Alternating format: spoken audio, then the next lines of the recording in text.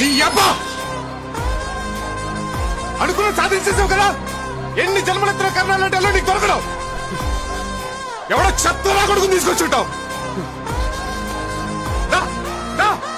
నువ్వేంటే బావా బావా పీక్ పీక్ తిన్నావు. ఇప్పుడు ఏమైపోయాడా బావా? ఏ అదంతా నాటకమా?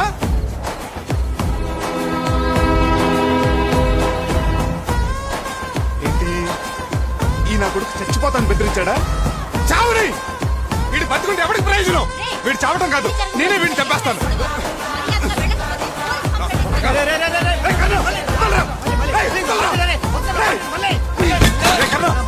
వీడు బతుకున్న రోజులు మీరు సుఖంగా ఉండలేరు.